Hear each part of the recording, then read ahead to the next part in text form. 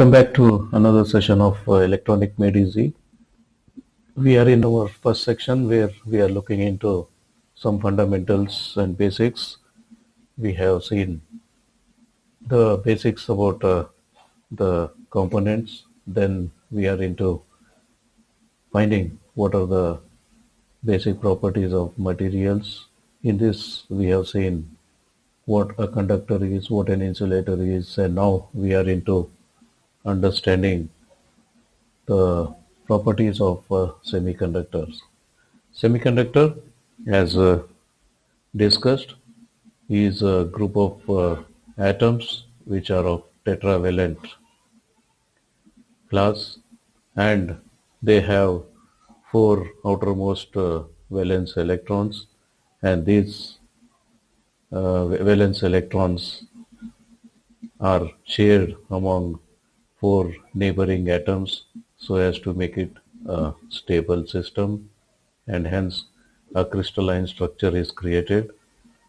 And as long as we are dealing with the pure semiconductors, we don't find any magic possible. So the magic is made possible only when we add impurity to it, which through a process called doping, we do create another form of semiconductor called extrinsic semiconductor.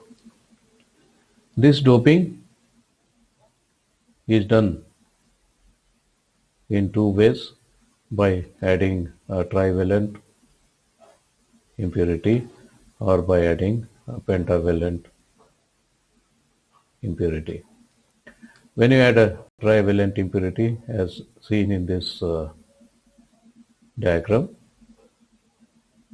majority of the atoms belong to the tetravalent class, and hence a crystalline structure of this form is created, and a very few number of trivalent atoms are added to this, and because of which it will not have sufficient energy to modify the crystalline structure, so it has to be part of this old crystalline structure, and hence it will be in embedded in the old crystalline structure of semiconductors.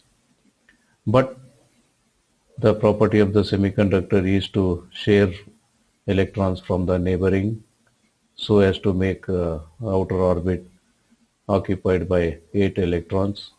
But this trivalent electron has only 3 valence electrons, and hence it could satisfy only the 3 neighbors, and the fourth neighbor doesn't get a chance to share the trivalent atom's electron, and hence this bond is incomplete, and we can say that there is a hole in this bond, which means that anytime an electron can occupy this place and make the atom feel that it has got eight electrons in its outermost orbit.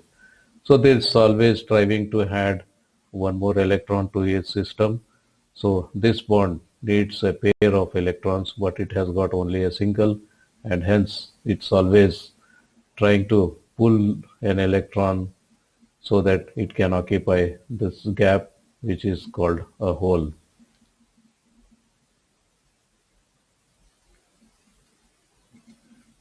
So because of which what happens is a hole is created, and there is a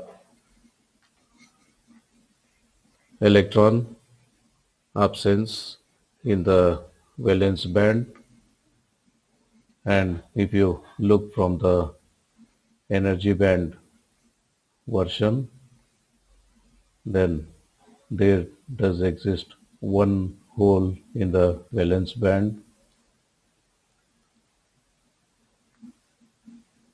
and this hole does not create its pairing electron which is free, because This is due to deficiency of electron in this atom, and hence only a hole is created. But if this particular electron gets sufficient energy to become a free electron, then there will be a free electron and leaving behind a hole. So there is a free electron, at the same time there will be a hole.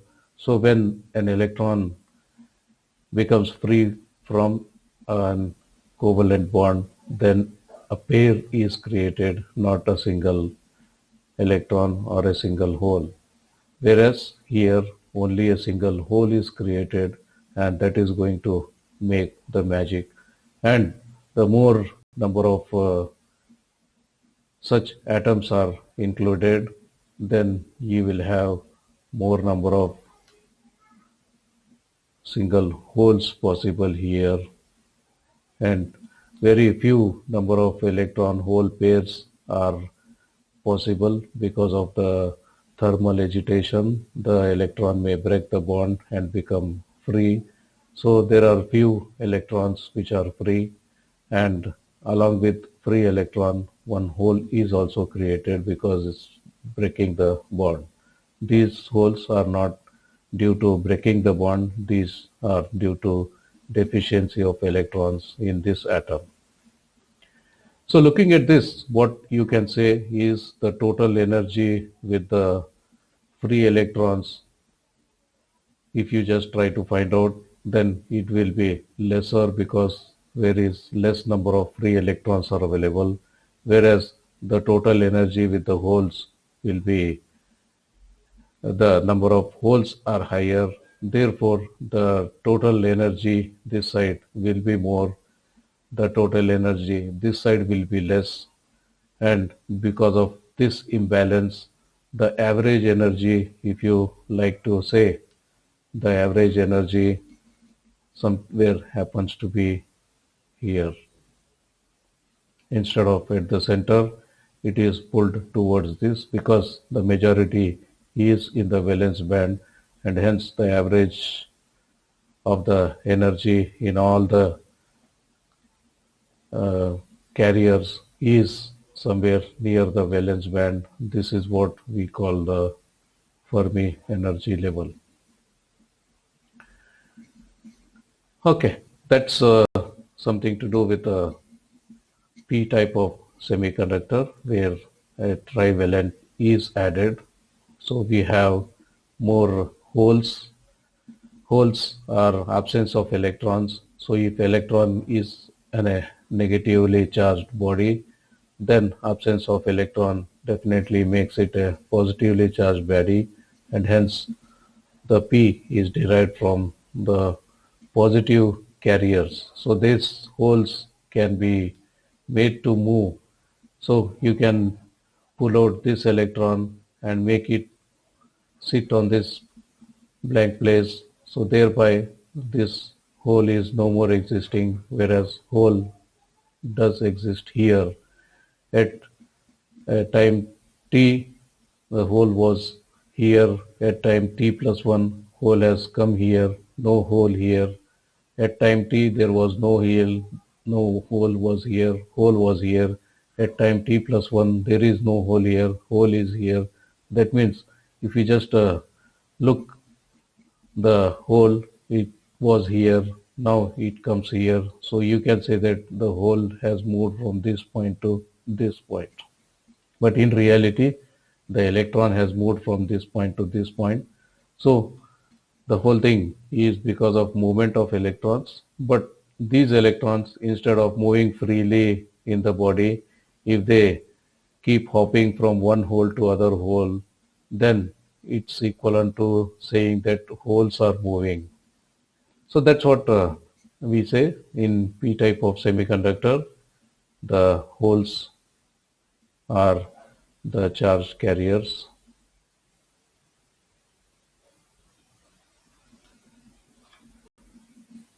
So how does a hole move?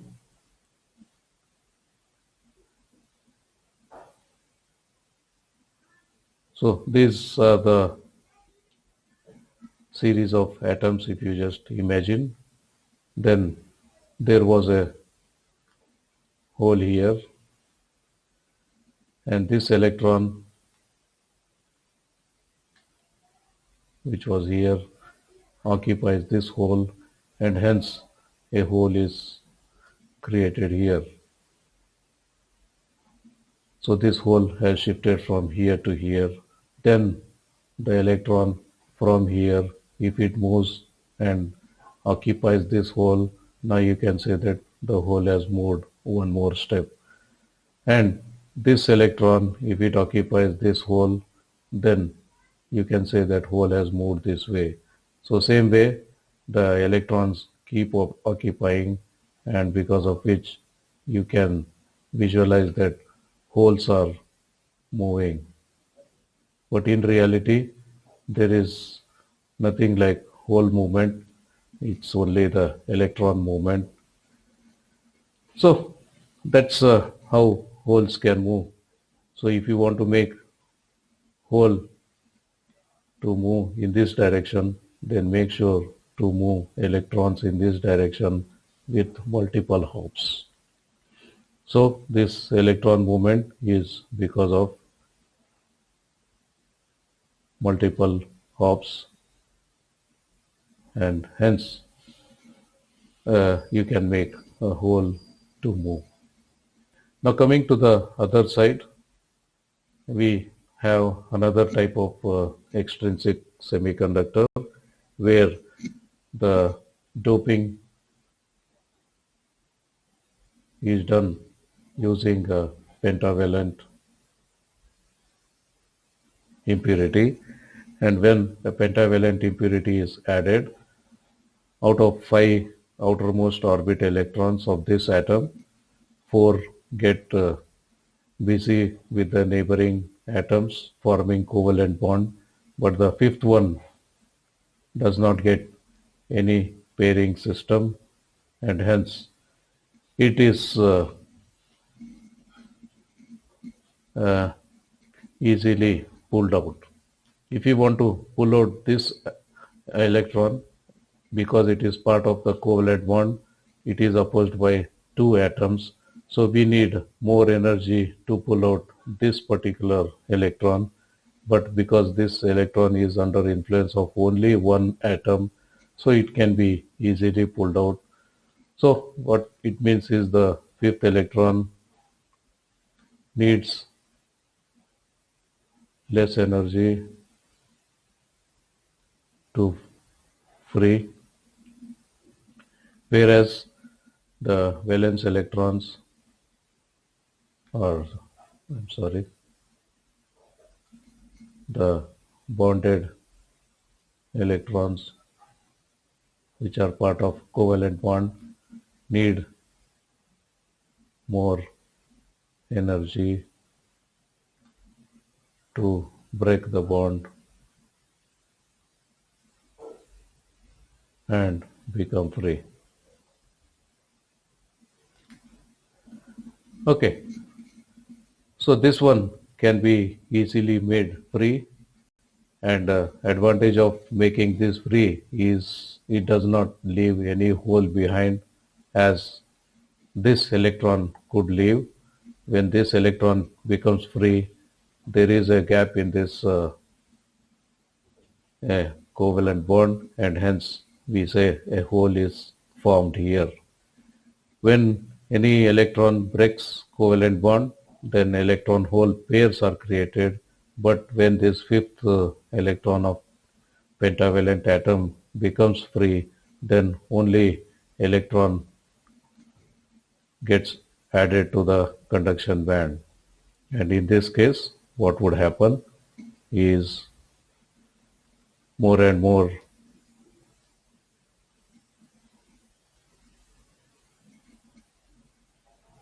electrons are created, and few electron holes are also created because of thermal agitation. Some electrons may break the bond and become free, but the number of this is very small compared to the number of electrons becoming free from the pentavalent fifth atom, the pentavalent atom, the fifth electron.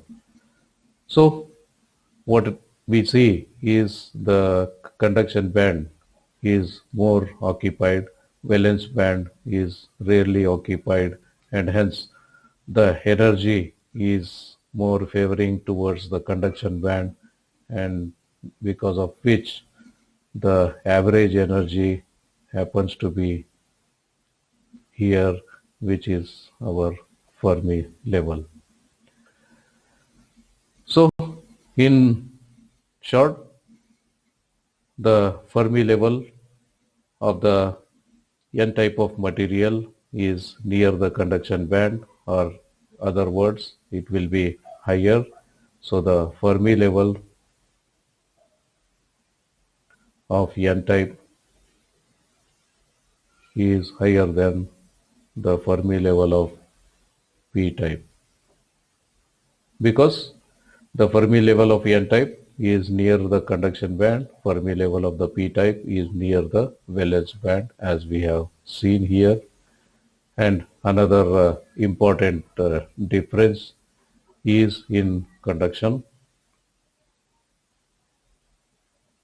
If you talk about free electron conducting, then it can just move, the electron can just move from one end to other end. Only thing is it has to make sure that it doesn't collide with the ions on the way, but otherwise doesn't have much resistance for its movement as compared to the movement of holes. A movement of hole is not because of one particular electron. A group of electrons together contribute for motion of one hole.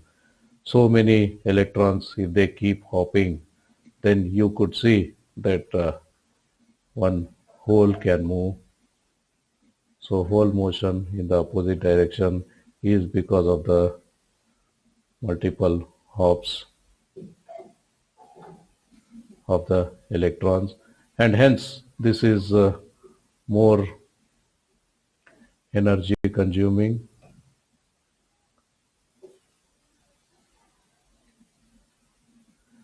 So it is similar to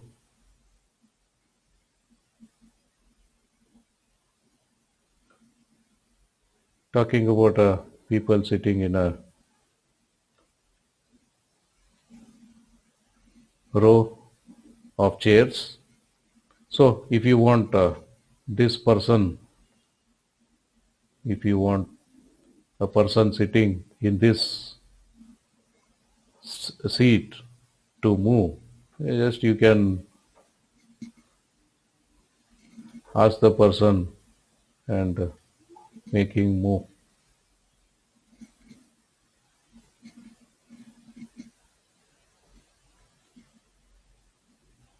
So he just moves out.